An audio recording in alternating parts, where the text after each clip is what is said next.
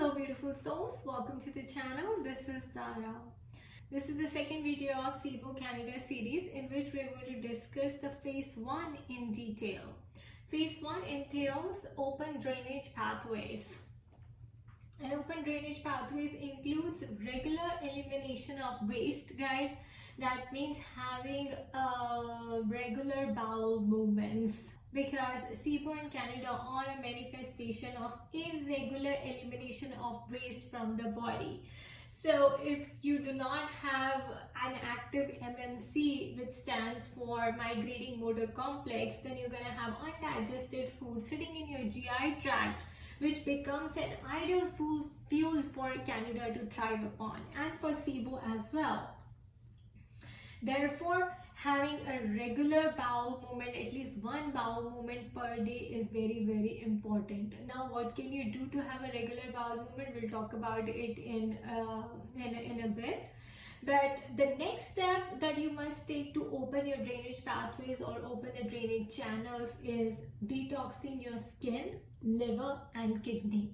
So these are very important steps in healing, in your healing journey or in treating SIBO and Candida, because Candida lives on the skin as well, guys. So detoxifying the skin is also very beneficial here, and of course cleaning up your liver and kidney are very, very important as well. And how can you do it? Again, we will talk about it in a bit, but I just want to talk more about the M.Sc here, the migrating motor complex, which is an important part of this treatment, because if you do not have an active M.Sc, now M.Sc, guys, is a migrating motor complex, which means nothing but a cyclic motility pattern. So you know your intestines have peristalsis movement through which they push the food through your GI tract or your intestines into the large intestine, where it can be finally eliminated from the body. So having an active M.Sc is very important, because and it occurs in the stomach during fasting. So when you're not eating, then your body is digesting the food, assimilating it, pushing it through the GI tract, Alright, that whole process goes on in the body. The whole process of digestion takes place when you're fasting, but this pattern is interrupted by feeding. So when you're eating, the body does not get enough time to repair your body.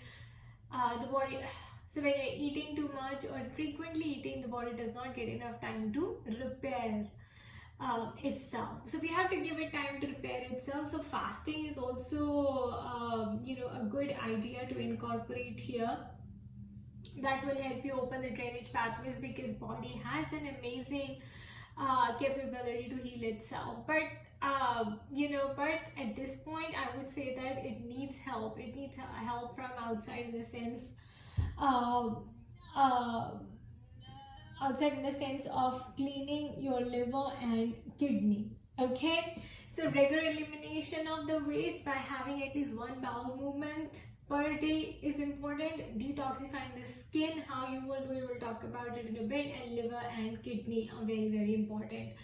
Fixing your M.Sc is very important, so that you can go or you can have a bowel movement every day. Okay, so that your waste is eliminated, it's not stuck, the undigested food or the unexcreted waste is not sitting in the intestine and becoming a fuel for Candida or SIBO to thrive upon. Guys, so like I said in the beginning, SIBO and Candida are a manifestation of irregular elimination of the waste from your body. That's why it leads to constipation and diarrhea, alternate constipation and diarrhea as well, indicating that you do not have an active M.Sc, or you need to work upon your migrating motor complex system.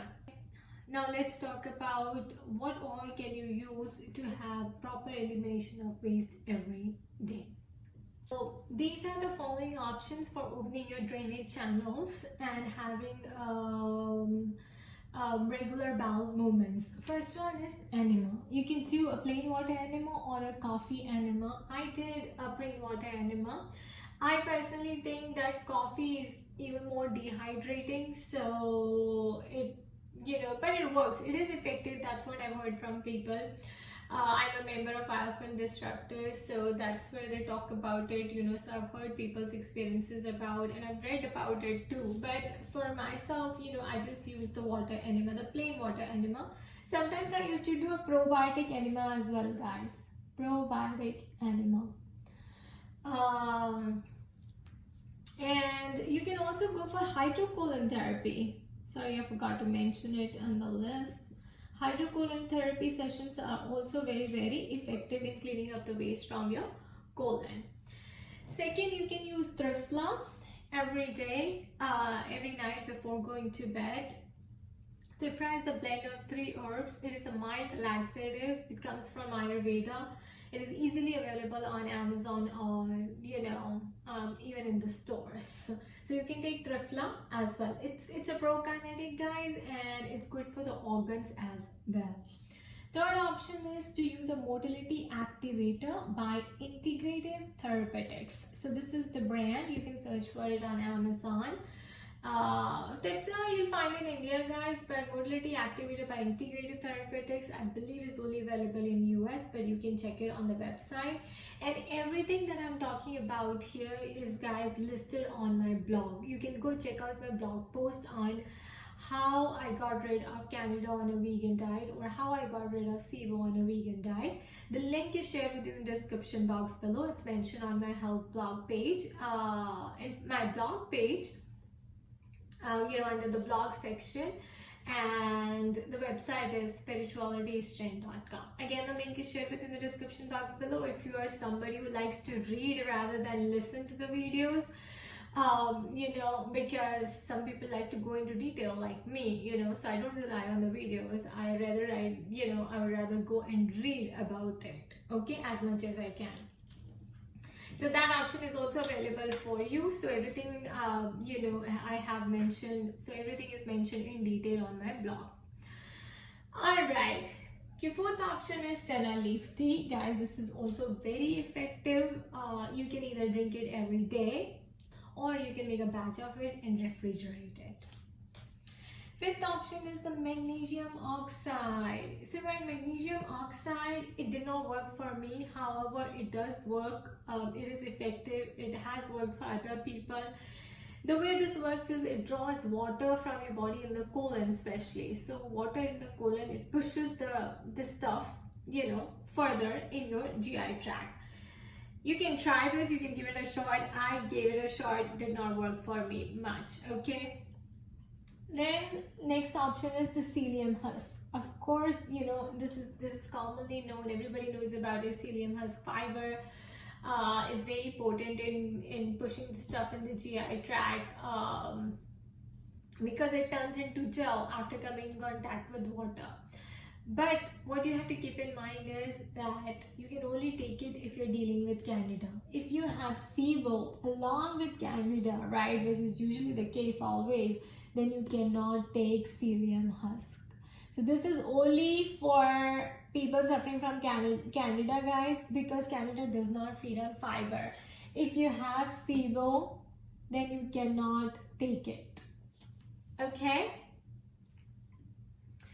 Seventh option is doing deep breathing exercises, moving your organs inside, also doing meditation. You can even also go for walks, so that, have a movement in the day, move your body. You can also go for a walk, you move your body. The idea is to move your body. You can do treadmill, light exercises that do not cause much adrenal fatigue. So meditation, deep breathing is very good for activating your organs, your sleeping organs. So your next option is activating the vagus nerve.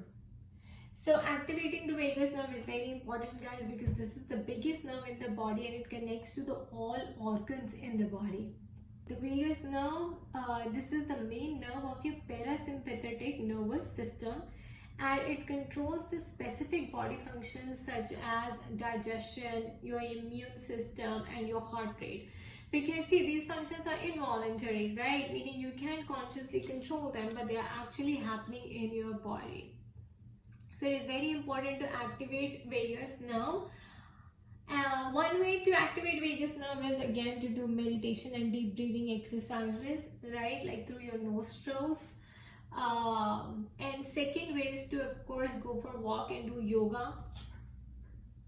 You can also activate your vagus nerve by singing and dancing.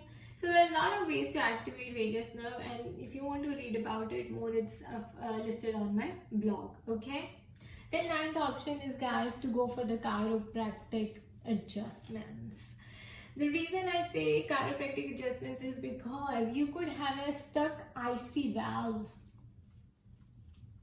So the IC valve stands for ileocecal valve, which is situated between your small intestine and a large intestine. So there's an opening between the small intestine and the large intestine, and that opening is called IC valve.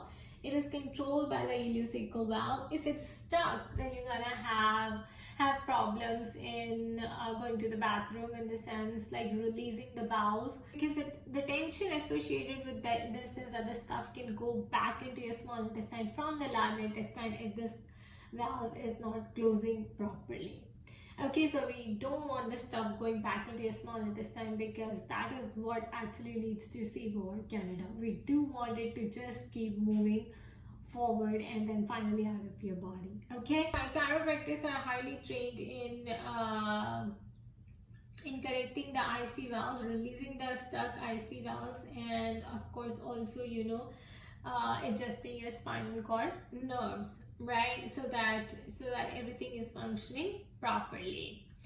So these are the ways that you can use to have proper bowel movements, regular bowel movements every day, so that the stuff is not stuck in the colon, you know, and is not becoming a fuel or a food for the bad bugs to thrive upon. Next, we're going to talk about how can you clean your skin, right, because that's another detoxification channel. And then we're going to talk about the liver and kidney as well, because liver is the biggest detoxifying organ of your body, and kidneys, you know, they filter blood 24/7. It's very important to keep them healthy. If there's a problem with liver and kidney, guys, then the next organ that's going to be attacked in your body is your heart. Alright, so the heart attack does not come overnight. It comes when the liver and kidney have already given up on you. So let's talk about how to detoxify your skin, liver and kidney. So how can you open your other drainage channels like skin, liver and kidney? Let's talk about that. The first one is skin, guys. So, and why it is important to keep the drainage channels open? Because once the body is triggered or attacked with detox or kill supplements, it tries to push the toxins out of your eyes, nose, ears, skin, right, or via urine or excretion. So this is where liver and kidney play a huge role. Therefore, keeping the drainage channels open and up in functioning is the key in eliminating toxins efficiently. So the first one is skin. You can open the skin channel by Epsom salt bath. It will help you detox, and this is very effective, guys. Do not do it longer than 15 to 20 minutes until you start sweating. Okay. And the second option is dry skin brushing. So there's this long brush that has a little bit of harsh or thick and coarse bristles, and what it does is it opens the pores of your skin. So you do it before taking a shower, and again, it's very effective in eliminating the toxins to the skin. This dry skin brush is available on Amazon easily. So the next is liver and kidney. So guys, like I said, liver is the biggest detoxifying organ in our body. It performs over 500 functions in the body, and its job is to detoxify toxins from the body. And kidney's job is to filter blood and excrete those toxins. So gut dysbiosis leads to leaky gut leads to Candida, Candida leads to intense sugar cravings, and high sugar diet makes your body insulin resistant, so which is detrimental to liver and kidney functioning. Now, the excess insulin is dumped on visceral organs of your body such as ovaries, leading to PCOS, liver making it fatty and sluggish, thus causing thyroid, high blood pressure and type 2 diabetes. Therefore, detoxifying the liver and kidney must be the first step. Now, to detoxify liver and kidney, you can use castor oil packs. On this, these are applied topically, so you don't have to do much.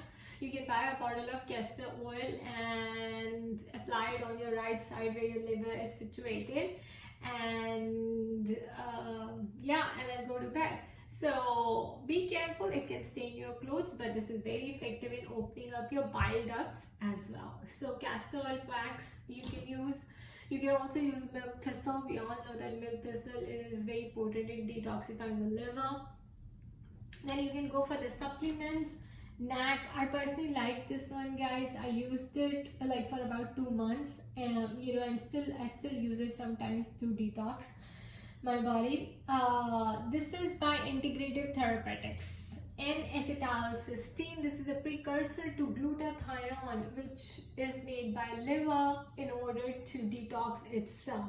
So your liver has the capability of detoxing itself by producing glutathione, but glutathione needs a precursor, and that is N-acetylcysteine. So this is done in a very harmless way, and you won't even feel like, okay,